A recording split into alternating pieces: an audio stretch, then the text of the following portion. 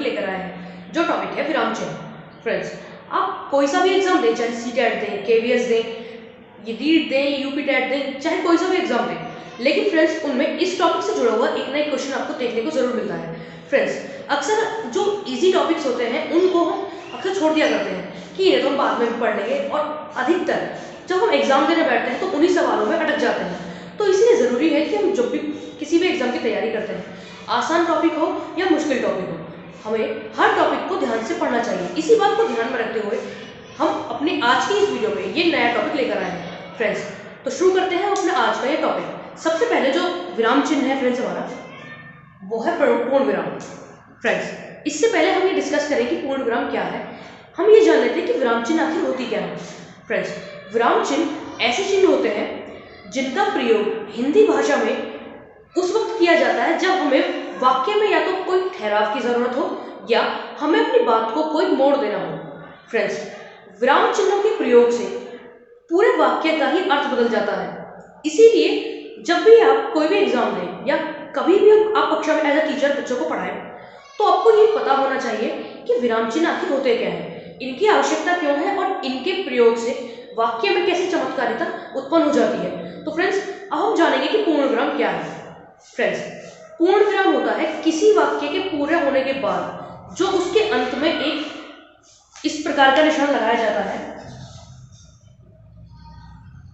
ये होता है पूर्ण विराम। फ्रेंड्स, अब आप सोचेंगे कि पूर्ण विराम आखिर हम लगाते ही क्यों हैं। उसका एक कारण ये होता है कि अगर हम किसी वाक्य में पूर्ण विराम ना लगाएं तो उसमें ना फ्रेंड्स एक बात सीधी तरह से समझ में नहीं आती, उस वाक्य का, उस कहानी का अर्थ समझ में नहीं आता, और ना ही हमें ये पता चलता है कि कहाँ पर हमें रुकना है, कहाँ तक हमें पढ़ते जाना है। इसीलिए किसी भी वाक्य के अंत में पूर्ण विराम अवश्य लगाया जाता है। फ्रेंड्स, एक एग्जाम्पल के तौर पर अगर हम समझें तो कुछ इस प्रकार है।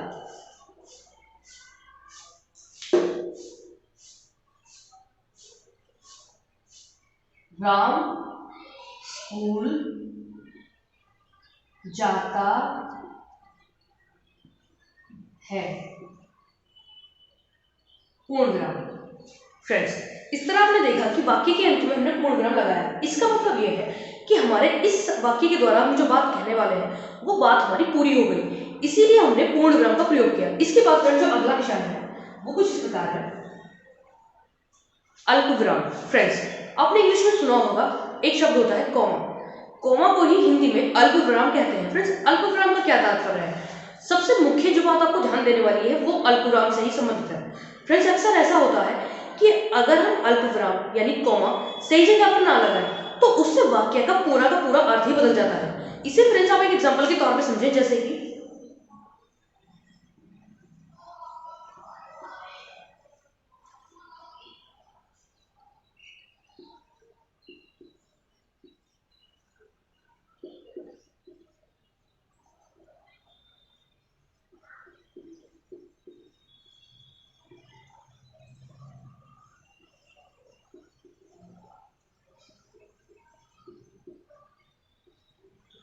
फ्रेंड्स, इन दोनों वाक्यों को बहुत ध्यान से देखें। सबसे पहला जो वाक्य है इसमें लिखा हुआ है मारो मत जाने दो। इसमें जो हमने अल्प विराम लगाया है वो लगाया है मारो मत, यानी मत के बाद में। इस वाक्य का अर्थ ये निकल कर आता है कि कोई व्यक्ति है या कोई भी जानवर है उसको आप मारो मत, उसे जाने दो। लेकिन इसके विपरीत अगर हम अगले वाक्य को देखें तो इसमें है जो शब्द है मारो के बाद में लगाया हुआ है, मारो मत जाने दो। इसका मतलब मारो मत जाने दो, यानी कि किसी व्यक्ति को आपने पकड़ा हुआ है या किसी जानवर को आपने पकड़ा हुआ है, उसे मारो और उसे जाने मत दो। फ्रेंड्स, इसी तरह आपने यह नोटिस किया होगा कि केवल कोमा के बदलाव से ही पूरे वाक्य का अर्थ बदल गया, जिसमें एक वाक्य में तो किसी की जान बख्शने के लिए उसमें कहा जा रहा है, लेकिन दूसरे वाक्य में कहा जा रहा है कि इसे मारो जाने मत दो। फ्रेंड्स, इसी प्रकार अब अगला विराम चिन्ह आता है हमारा अर्धविराम। फ्रेंड्स, अर्धविराम क्या होता है? अर्धविराम होता है इस तरह, इसे हम इंग्लिश में बोलते हैं सेमीकोलन। फ्रेंड्स, इसका ये तात्पर्य है कि हम अब अर्धविराम हम लगाते कहाँ हैं? अर्धविराम हम वहां लगाते हैं जहां में वाक्य को कोई मोड़ देना हो। मोड़ से तात्पर्य है, जैसे मान लीजिए हम किसी भी नेता की या किसी भी पुराने किसी व्यक्ति की हम तारीफ कर रहे हैं, या हमारी क्लास में कोई इंटेलिजेंट स्टूडेंट है हम उसी की तारीफ कर रहे हैं। जैसे मान लीजिए हमने कहा कि राम एक अच्छा बच्चा है लेकिन वो कक्षा में लेट आता है। फ्रेंड्स, इसका तात्पर्य है कि अब हमने राम के ही दो गुण बताए हैं। एक में तो हमने उसे अच्छा बता दिया और दूसरे गुण में हमने उसे क्लास में लेट आने वाला स्टूडेंट बता दिया। फ्रेंड्स, इसका ये तात्पर्य हुआ कि जहां वाक्य में हम गुणों में बदलाव करते हैं वहीं हमें अर्धविराम का चुनाव करना पड़ता है। इसके बाद फ्रेंड्स अगला आता है हमारा लाघव चिन्ह। लाघव चिन्ह क्या होता है? जैसे फ्रेंड्स आपने कई बार देखा होगा, हम उत्तर प्रदेश को इस तरह लिख देते हैं, तो ये जो शून्य का इस तरह का निशान है, इस निशान को ही लाघव चिन्ह कहते हैं। इसका प्रयोग तब किया जाता है जब हम कोई बहुत बड़ा शब्द लिख रहे हो और इतना हमारे पास समय ना हो, या उस शब्द का प्रयोग हमें बार बार करना पड़ रहा हो, इसीलिए उसे छोटा करने के लिए इस तरह हम लाघव चिन्ह का प्रयोग करते हैं। जिस तरह आपने फ्रेंड्स देखा होगा, अगर हम हिंदी में डॉक्टर लिखते हैं तो इस तरह उसके आगे भी केवल इतना लिखकर हम काम चला लेते हैं। इसीलिए फ्रेंड्स लाघव चिन्ह का मतलब हो गया इस प्रकार। अगला फ्रेंड्स आता है इसमें हमारा हंस पद। फ्रेंड्स, हंस पद क्या होता है? हंस पद का प्रयोग जब किया गया, तो मान लीजिए कि हम कोई वाक्य की रचना कर रहे हैं और उसे लिखते वक्त हम कोई शब्द मिस कर दें, तो उस वक्त हमें हंस पद का प्रयोग करना चाहिए। जैसे फ्रेंड्स मान लीजिए, सबसे पहले देखिए कि हंस पद इस तरह होता है, ब्रैकेट में पद इस तरह। इसका मतलब यह है, जैसे हमने लिखा राम एक अच्छा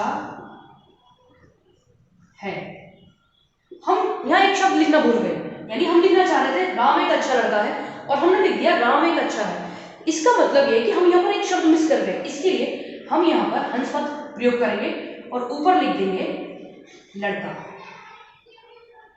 इसी तरह फ्रेंड्स हंस पद का प्रयोग हम यहाँ पर करते हैं। इसके बाद जो अगला चिन्ह आता है फ्रेंड्स हमारा, वो है निर्देशक चिन्ह। फ्रेंड्स, निर्देशक चिन्ह से तात्पर्य होता है किसी चीज के बारे में निर्देश करना, यानी इशारा करना। जैसे अब मान लीजिए इस चिन्ह को हम सबसे पहले बता दें कि इस तरह इसे बताया जाता है। अब किसी प्रकार का मान लीजिए फ्रेंड्स, आपको अपने किसी तरह के वाक्य का हिंदी में अनुवाद किया, संस्कृत में आपको वाक्य दिया और आपने उसे हिंदी में अनुवाद किया, या एक शब्द से आपको दूसरे शब्द का मिलान करना है, तो आप इस निशान से उसकी ओर निर्देश करके बता सकते हैं। इसके बाद फ्रेंड्स जो अगला चिन्ह आता है हमारा, वो है अवतरण चिन्ह। फ्रेंड्स, ये अवतरण चिन्ह दो प्रकार का होता है, जिसमें इसे कुछ इस तरह, एक होता है इस तरह और दूसरा इस तरह। इंग्लिश में इसे इन्वर्टेड कॉमास कहा जाता है। फ्रेंड्स, अब ये बात ध्यान देने वाली है कि इसमें सिंगल इस वाले अवतरण चिन्ह का प्रयोग कहां पर करते हैं और ये डबल वाले अवतरण चिन्ह का प्रयोग कहां करते हैं, ये बात ध्यान देने वाली है। फ्रेंड्स, मान लीजिए हमसे कहा जाए कि तुलसीदास जी ने रामचरितमानस की रचना की थी, तो फ्रेंड्स इस वाक्य को हम लिखते समय ये कहेंगे कि जो राइटर का नाम है यानी तुलसीदास, उनके नाम के दोनों ओर इस तरह हम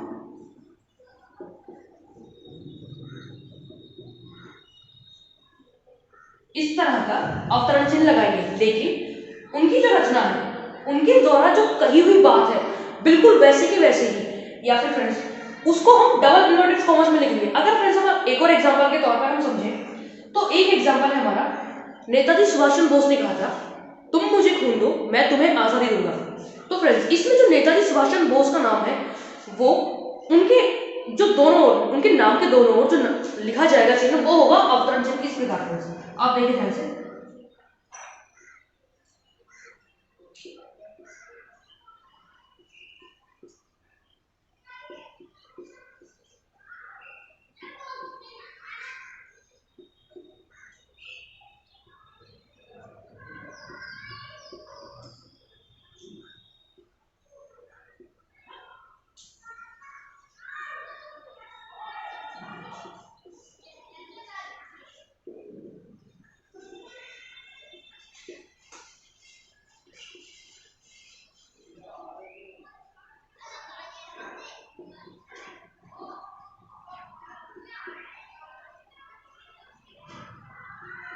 इस प्रकार।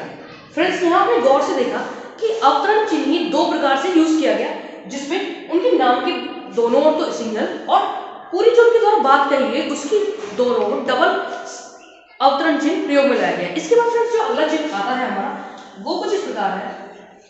इसे फ्रेंड्स हम कहते हैं विस्मयाबोधक चिन्ह। विस्मयाबोधक, जैसे कि फ्रेंड्स नाम से स्पष्ट हो रहा है, जिस बात को सुनकर, जानकर, देखकर आश्चर्य होता है, खुशी होती है, यानी एकदम से निकलने वाले जो भाव होते हैं, उन वाक्यों के पीछे विस्मयाबोधक चिन्ह लगाया जाता है। इसको फ्रेंड्स हम इस तरह प्रदर्शित करते हैं, जिसे इंग्लिश में हम एक्सक्लेमेशन मार्क बोलते हैं। फ्रेंड्स इसका तात्पर्य कि जो एकदम से निकलने वाले भाव है, जैसे अरे वाह, तुम पास हो गए।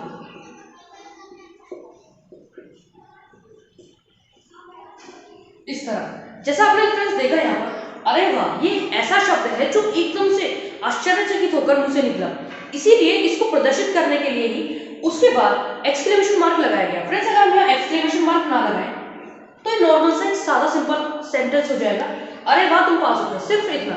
इसमें ना तो कोई खुशी झलकेगी और ना ही किसी तरह के कोई एक्सप्रेशन इस वाक्य में देखने को मिलेंगे। इसीलिए फ्रेंड्स उन वाक्यों में एक भाव उत्पन्न करने के लिए ही सारे जितने विराम चिन्ह हैं उनका प्रयोग किया गया है। इसके बाद जो फ्रेंड्स सबसे इंपॉर्टेंट जो चिन्ह है यहाँ पे, वो है प्रश्नवाचक चिन्ह।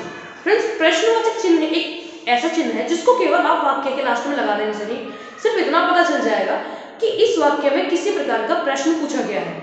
जैसे तुम कैसे हो,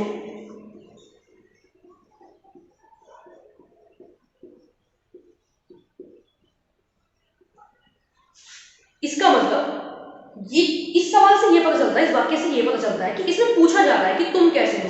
अगर इसके पीछे से हम इस क्वेश्चन मार्क को हटा दें, यानी प्रश्नवाचक चिन्ह को हटा दें, तो इसका मतलब हो गया थोड़ा सा संदेह इस वाक्य में आ जाता है। तुम कैसे हो, जैसे हम किसी को चिढ़ा रहे हैं, कैसे हो तुम, अजीब से हो, इस तरह। इसीलिए अगर हम किसी से पूछ रहे हैं कि तुम कैसे हो, तुम्हारा हालचाल कैसा है, उसके लिए हमें ना प्रश्नवाचक चिन्ह जरूर लगाना पड़ेगा। इसके बाद फ्रेंड्स जो अगला चिन्ह आता है हमारा, वो है व्याख्या चिन्ह।